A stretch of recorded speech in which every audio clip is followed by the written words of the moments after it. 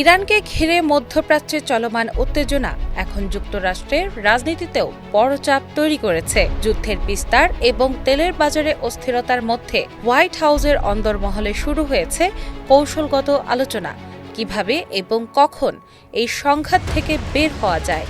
এই পরিস্থিতি মার্কিন প্রেসিডেন্ট ডোনাল্ড ট্রাম্পের রাজনৈতিক ভবিষ্যতের জন্য বড় চ্যালেঞ্জ হয়ে দাঁড়িয়েছে। আন্তর্জাতিক সংবাদ সংস্থা রয়টার্সের এক প্রতিবেদনে বলা হয়েছে, ইরান ইস্যুতে ট্রাম্প প্রশাসনের ভেতরে মতভেদ এখন স্পষ্ট হয়ে উঠেছে। প্রেসিডেন্টের উপদেষ্টারা মূলত তিনটি ভিন্ন অবস্থানে বিভক্ত হয়ে পড়েছেন। এক পক্ষ মনে করছে যুদ্ধ দীর্ঘায়িত হলে এর অর্থনৈতিক ও রাজনৈতিক খেসারত দিতে হবে যুক্তরাষ্ট্রকে।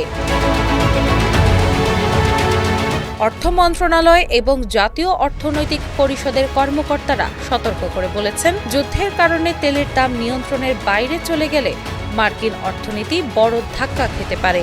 এতে অভ্যন্তরীণ বাজারে মূল্যস্ফীতি বাড়বে এবং তার রাজনৈতিক প্রভাব পড়বে সরাসরি নির্বাচনে। হোয়াইট হাউসের চিফ অব স্টাফ সুইস ওয়াইলসও নাকি প্রেসিডেন্টকে অভিযানের লক্ষ্য থেকে সীমিত রেখে দ্রুত বিজয় ঘোষণা করার পরামর্শ দিয়েছেন।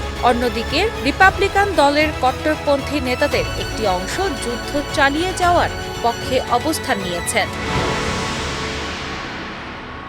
তাদের মতে, ইরানকে পারমাণবিক অস্ত্র তৈরির সম্ভাবনা থেকে দূরে রাখতে এবং মধ্যপ্রাচ্যে মার্কিন স্বার্থ রক্ষায় সামরিক চাপ অব্যাহত রাখা প্রয়োজন।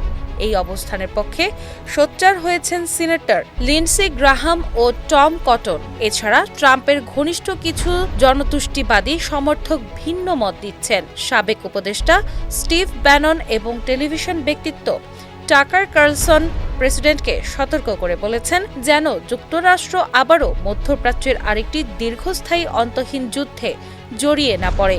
এই অভ্যন্তরীণ মতবিরোধের প্রভাব পড়তে শুরু করেছে প্রেসিডেন্টের বক্তব্যেও। সম্প্রতি কেন্টাকিতে এক সমাবেশে ট্রাম্প একদিকে দাবি করেন, যুক্তরাষ্ট্র ইতিমধ্যে এই সংঘাতে জয় পেয়েছে।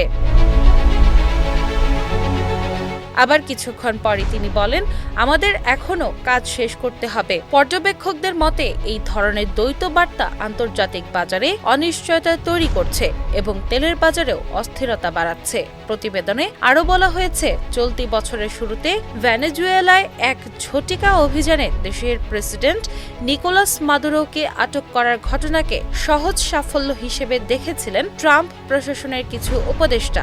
তাদের ধারণা ছিল ইরানের বিরুদ্ধেও দ্রুত সামরিক সাফল্য পাওয়া সম্ভব হবে, কিন্তু বাস্তবে ইরান অনেক বেশি প্রস্তুত ও শক্তিশালী প্রতিপক্ষ হিসেবে সামনে এসেছে।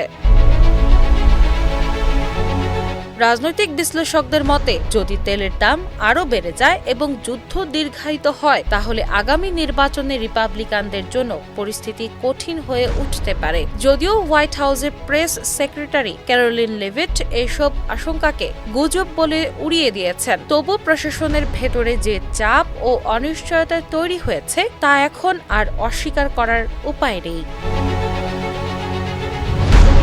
দিনা ইসলাম, বাংলা বাজার পত্রিকা।